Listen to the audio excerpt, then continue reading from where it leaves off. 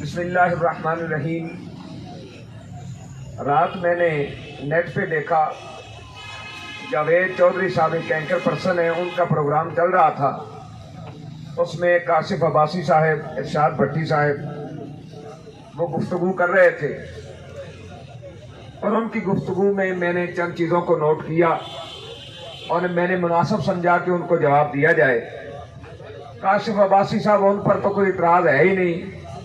کیونکہ یہ وہ بندہ ہے جس کے مقدر میں شاباش نہیں ہے۔ اور ارشاد بھٹی صاحب کو میں بہت لائک بھی کرتا تھا اور سمجھتا تھا کہ یہ ایک حق گو انسان ہے، لیکن رات والی ان کی گفتگو، غیر ذمہ دارانہ گفتگو سن کے مجھے بہت تکلیف ہوئی۔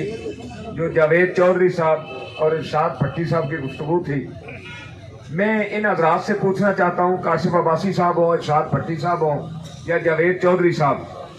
کہ جب اسمبلی میں ختم نبوت کے قانون کو بدلا گیا، اس وقت آپ نے ختم نبوت کے حوالے سے کتنے پروگرام کیے؟ تحریک لبیک یا رسول اللہ پاکستان نے اس وقت 8 لاشیں دے کر اس قانون کو دوبارہ تبدیل کروایا، لیکن آپ لوگوں نے اگر پروگرام کیے بھی تو تحریک لبیک کے خلاف کیے کہ یہ جو سڑکیں بند کرتے ہیں، یہ لوگوں کو تکلیف دیتے ہیں۔ تو جو ختم نبوت کے قانون کو بدل کر جنہوں نے اللہ اور اس کے رسول کو تکلیف دی، آپ کی زبانیں ان کے خلاف تو نہ کھلی۔ اور پھر ہالینڈ نے گستاخی کی، فرانس نے گستاخی کی سرکاری سطح پر، تم نے کتنے پروگرام کیے ان کے خلاف؟ اگر کوئی پروگرام کیا ہو فرانس کے خلاف، ہالینڈ کے خلاف، یا جنہوں نے ختم نبوت میں تبدیلی کی ہے ان کے خلاف اگر کوئی آپ نے پروگرام کیا ہے تو اس کا کلپ ذرا مجھے بھی بھیج دیں۔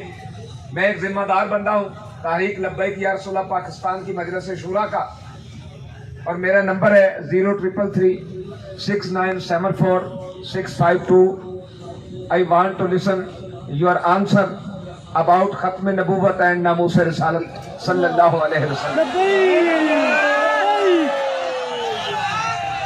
اور جناب جاوید چودھری صاحب، آپ کے جھوٹ بولنے پہ ہمیں کوئی اعتراض نہیں ہے، جتنا مرضی بولیں۔ اعتراض اس بات پر ہے کہ جب آپ درود پاک پڑھ کے جھوٹ بولنا شروع کرتے ہیں نا تو ہمیں بڑی تکلیف ہوتی ہے۔ اور جناب کہہ رہے تھے کل کہ جناب یہ ناموس رسالت کا نام تھا، یہ تو سعد رضوی کو چھڑوانے کے لیے تھا، یہ 4 شیڈول ختم کروانے کے لیے تھا، یہ FIRs کے اخراج کے لیے تھا، اور اپنے اسیران کو کی رہائی کے لیے تھا۔ بھئی تمہیں کس نے کہا ہے کہ تم کرسی عدالت پر بیٹھ کر یہ فیصلے کرو کہ جناب یہ تو ناموس رسالت کا معاملہ ہی نہیں ہے؟ کیا آپ اس بات پہ ہمارے ساتھ آتے ہیں کہ کل جب معاہدہ سامنے آئے اگر اس کی پہلی شک کی ناموس رسالت ہو تو کیا تم اپنا منہ کالا کروانے کے لیے تیار ہو؟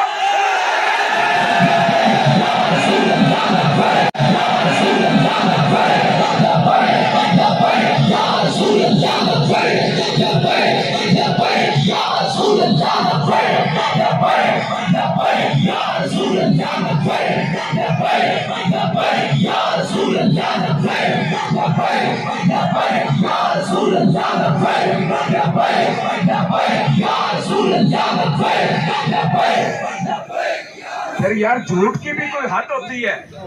جھوٹ کی بھی کوئی حد ہوتی ہے۔ خود ہی کہہ رہے ہیں کہ اس معاہدے کو خفیہ کیوں رکھا گیا، خفیہ کیوں رکھا گیا، خفیہ کیوں رکھا گیا؟ جب معاہدہ آپ کے سامنے ہی نہیں ہے تو آپ اس پر بحث کیسے کر سکتے ہیں؟ یہ کیسے کر سکتے ہیں کہ جناب ناموس رسالت کا مسئلہ ہی نہیں ہے؟ جب معاہدہ سامنے آئے اس میں ناموس رسالت کا مسئلہ نہ ہو تو پھر آپ بولنے بھی، آپ کے جذبات بھی اچھے لگتے ہیں۔ اصل معاملہ یہ نہیں ہے کہ اس معاہدے میں کیا ہے، جو اصل درد ہے وہ بتاؤ۔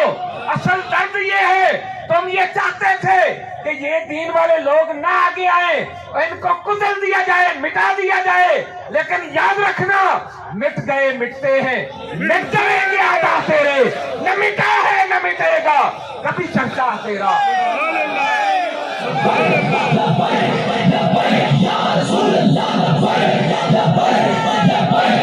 رسول اللہ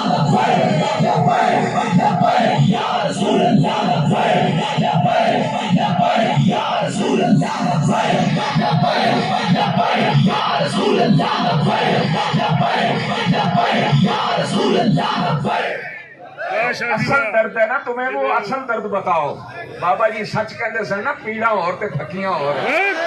پترو ہونے کم نہیں چلنا ہاں یہ یاد رکھنا ہونے نہیں چلے گا جب مسجد رحمت للعالمین میں انہوں نے وہاں پر حملہ کیا ہم نے 27 لاشیں اٹھائیں جن ظالموں اور بدماشوں نے گولی چلائی کیا تم نے ان کے خلاف کوئی پروگرام کیا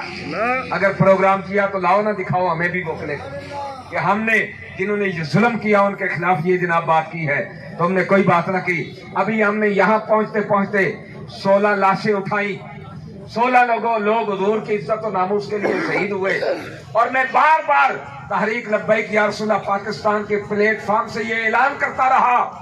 بھئی کہاں ہے پاکستان کا آزاد میڈیا جو کہتا ہے کہ ہم نے آزادی صحافت کے لیے قربانیاں دی ہیں جب کرونا کی بات آئی تو مسجد کی دیواروں کے سوراخوں سے 5-5 10-10 کیمرے لگا کے دیکھتے تھے کہ کہیں نمازی ساتھ تو نہیں کھڑے اور آج وہ سارا آزاد میڈیا کہاں گیا ہم کہتے رہے میڈیا کو بھیجو میڈیا دیکھے شیلنگ کون کر رہے گولیاں کون چلا رہے ان نہتے لوگوں پر جن کے پاؤں میں جوتے بھی نہیں ہیں ان پر گولیاں کون برسا رہا ہے لیکن افسوس تم میں سے کوئی نہ آیا کیوں کہ حکومت نے منع کر دیا تھا کہ کدھر انجتے نہیں جناب تگڑے نو ویکھ کے ترس آ جاندہ تے ماڑے نو ویکھ کے غصہ آ جاندہ بھی پھڑیا ہی نہیں جاندہ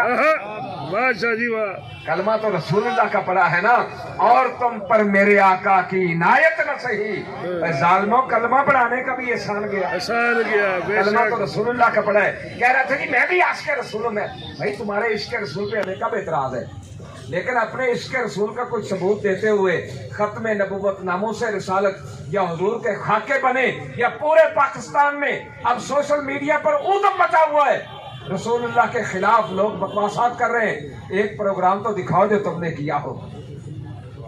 تم اس کو عشق رسول سمجھتے ہو جناب پروگرام کے شروع میں درود پاک پڑھا اور درود پاک کے بعد جتنی بھی باتیں کی تھی جھوٹ بکتے رہے کچھ تو خدا کا خوف کرو یار کچھ تو خدا کا خوف کرو جب تمہیں پتہ ہی نہیں ہے معاہدہ کا پھر اس پہ تبصرہ کر رہے ہو اور لاکھوں سلام ہو ان صحافیوں کو جن میں سمیع ابراہیم صاحب ہیں مبشر بطمال صاحب ہیں عارف امید بھٹی صاحب ہیں اولیاء مقبول جان صاحب ہیں جنہوں نے سخت ترین وقت میں بھی پریشر میں بھی حق کی بات کرتے رہے حق کی آواز اٹھاتے رہے وہ ہمارے خلاف بھی باتیں کی ہوں گی ہمیں اس پر اعتراض نہیں ہے لیکن اس کڑے وقت میں جو بھی ان کے ساتھ ہماری بات ہوئی جو ہمارا انٹرویو لیا انہوں نے من و عن اس کو نشر کیا اور ہم ہی نہیں انشاءاللہ العزیز آنے والے وقت میں بھی عاشقان رسول ان کی عظمت کو سلام پیش کرتے رہے سبحان اللہ بے شک اور وکیل ٹی وی والے میاں داؤد صاحب انہوں نے بھی بہت محنت کی اللہ ان کو بھی عظیم عطا فرمائے جنہوں نے 4 بار معاہدہ کر کے توڑا کبھی تم نے ان کے خلاف بھی کوئی پروگرام کیا اگر کوئی پروگرام کیا تو ہمیں بھی دکھاؤ یہ تو نہیں ہے نا باتوں کے ساتھ ہم بھی بھائی ہم تمہارے عشق رسول پر کب اعتراض کر رہے ہیں کب ہم نے کہا تم عاشق رسول نہیں ہو ہاں یہ ہم ضرور کہہ رہے ہیں کہ تم جھوٹ بول رہے ہو اور اپنا یہ جھوٹ بند کرو اب میں نے بہت ساری چیزیں حذف کر دی ہیں لیکن آپ کے جھوٹ کا اگر یہ پراپیگنڈا جاری رہا تو جو آئندہ کرے پائے گا انشاءاللہ العزیز تمہیں سمجھ آ جائے گی کہ مولویوں نے ہمیں کیا کچھ بتا دیا ہم تو سمجھتے یہ سادے لوگ ہیں لیکن ہم اتنے بھی سادے نہیں ہیں کہ ہم تمہاری بدماشیوں کو پہچانتے نہ ہوں ہم تمہاری 2 نمبریوں کو پہچانتے نہ ہوں اس لیے جب تک تمہارے پاس حقیقت سامنے نہ آ جائے اس وقت تمہارا تبصرہ بنتا نہیں ہے اللہ تعالیٰ ہر ایک کو حق کہنے حق سننے حق کو سن کر سمجھ کر عمل کرنے کی توفیق عطا فرمائے وآخر دعوانا الحمدللہ